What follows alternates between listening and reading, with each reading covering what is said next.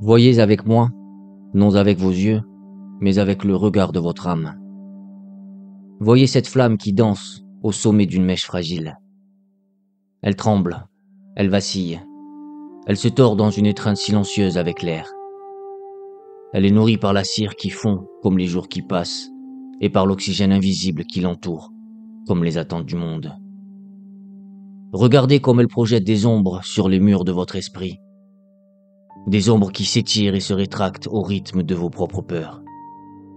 Cette flamme, c'est vous, c'est le feu de votre esprit. Elle est la chaleur de vos désirs, l'éclat de vos joies, mais aussi la brûlure de vos angoisses et l'agitation incessante qui vous murmure de ne jamais vous arrêter, de toujours vouloir plus, de toujours fuir autre chose. Puis, imaginez un souffle. Pas un vent de tempête qui dévaste tout, non. Un souffle doux, précis, comme le murmure d'une mère à son enfant, comme une permission que l'univers vous accorde. Ce souffle caresse la flamme, et en un instant, sans violence, sans drame, elle disparaît. La danse s'arrête, la chaleur se retire, le combat cesse. Il ne reste qu'un mince filet de fumée, une dernière pensée qui s'élève en spirale avant de se fondre dans l'immensité. Et après la fumée, il y a la paix. Pas un vide, mais une plénitude. Pas le néant, mais le silence originel. Cette fin n'est pas une tragédie, elle est un apaisement, un retour à la maison. Cette image, ce sentiment de soulagement profond, est la racine même d'une promesse faite à l'humanité il y a des millénaires. Cette promesse a un nom, un mot venu du sanskrit, lourd de sens et léger comme une plume. Nirvana. Sa traduction littérale est celle que vous venez de voir, extinction. L'extinction de cette flamme, non pas de votre être, mais de la fièvre qui le consume. Non pas la fin de la vie, mais la fin de la lutte contre la vie. Au cours des minutes qui viennent, je vous invite à ce voyage. Je ne serai pas votre professeur, mais votre compagnon de route. Nous n'allons pas disséquer un mot, mais écouter un chant ancien qui résonne encore. Nous allons en ressentir la texture, en comprendre la promesse, loin des dogmes et des temples, ici même, au cœur de votre propre souffle. Ensemble, nous partons à la découverte de cette promesse, la promesse de la flamme apaisée. Toute grande réponse, mon ami, naît d'une question qui a d'abord brisé le silence. Et le nirvana est une réponse. Pour en saisir le parfum, il faut d'abord que je vous raconte la question qui lui a donné naissance. Cette question a germé il y a une éternité dans le cœur d'un prince. Un homme nommé Siddhartha, dont le monde était un jardin clos, une cage dorée où la tristesse n'avait pas le droit de fleurir.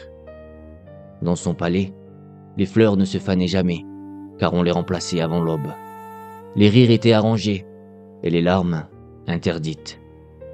Il vivait dans un paradis artificiel, bâti sur le déni de la vie elle-même. Mais nul mur ne peut emprisonner la vérité, car la vérité n'est pas une chose, elle est un courant qui s'infiltre par la moindre fissure. Et un jour, le prince sortit. Il quitta le jardin pour la route. Et là, pour la première fois, son regard se posa sur la vie sans phare. Il vit d'abord un vieillard, dont le dos était courbé comme une branche, sous le poids de la neige invisible des années. Il vit la fragilité. Il vit ensuite un malade, dont le corps était un champ de bataille en guerre contre lui-même, et dont le souffle était un gémissement. Il vit la douleur. Il vit enfin un cortège funèbre, portant le silence immobile d'un corps que l'âme avait quitté, comme un vêtement devenu trop étroit. Il vit la fin. Ce jour-là, les murs de son palais s'effondrèrent, non pas à l'extérieur, mais à l'intérieur de lui. Il découvrit ce que les anciens textes nomment dukkha, un mot que l'on traduit pauvrement par souffrance, mais c'est plus que cela. C'est le grincement subtil et constant de la roue de l'existence. C'est ce sentiment, que vous connaissez bien, que quelque chose, fondamentalement, n'est pas juste. Une insatisfaction qui demeure même au milieu de la joie. La question qui naquit en lui fut immense.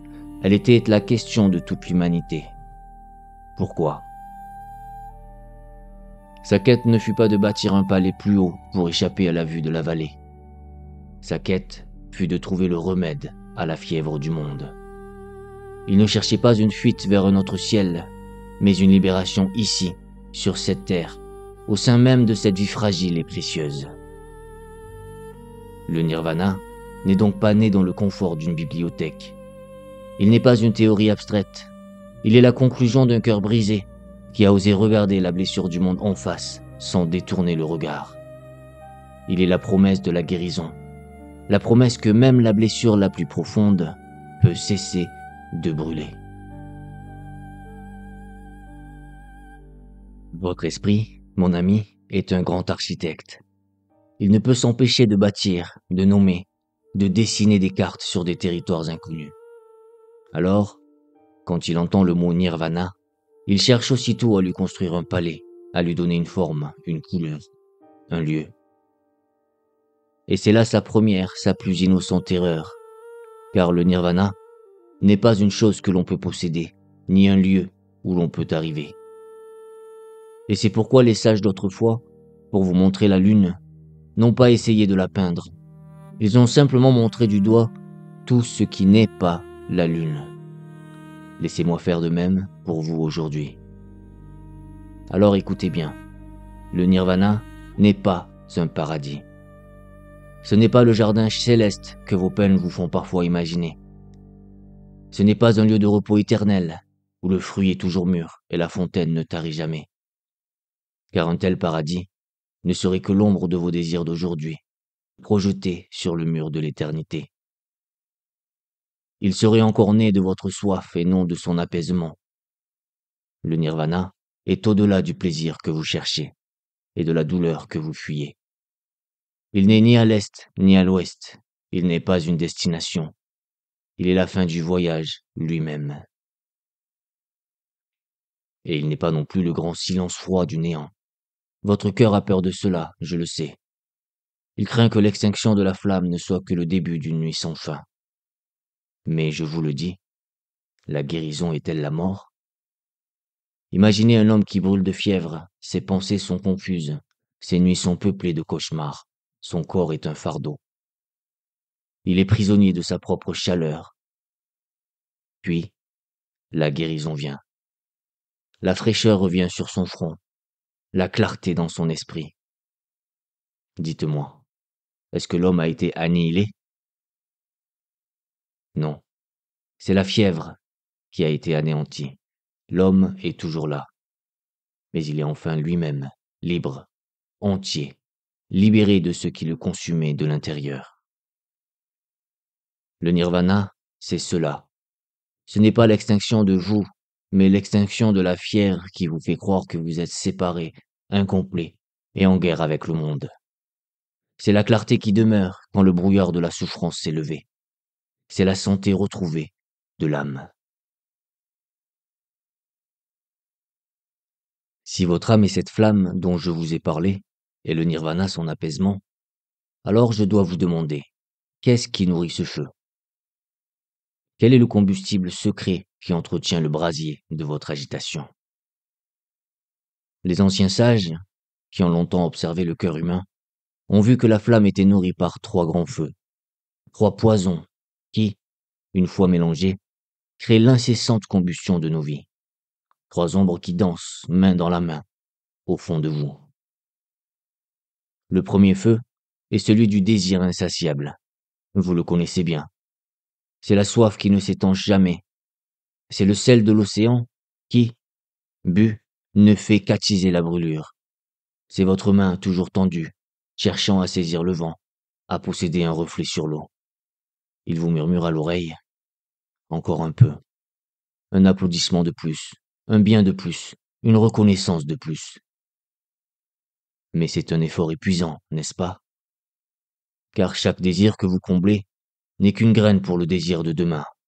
Chaque goutte que vous buvez ne fait que creuser le désert en vous. Le second feu est celui de l'aversion. C'est la forteresse que vous bâtissez pierre par pierre pour vous protéger de ceux que vous n'aimez pas. C'est toute l'énergie que vous dépensez à repousser la parole qui blesse, la situation qui vous humilie, le miroir qui vous renvoie une image que vous refusez.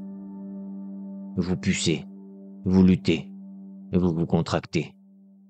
Mais ce feu, mon ami, est un poison que vous buvez, en espérant que l'autre meure. Il ne brûle pas dans le monde extérieur, il vous consume, vous, de l'intérieur, vous enfermant dans une prison de colère et de ressentiment dont vous êtes le seul geôlier. Et puis, il y a le troisième feu, le plus profond, le plus ancien, le plus silencieux des trois. C'est le feu de l'illusion. Ce n'est pas le manque de savoir que l'on trouve dans les livres, non, c'est le sommeil des yeux du cœur. C'est la croyance que la vague est séparée de l'océan. C'est la tentative de bâtir votre maison sur une rivière qui coule.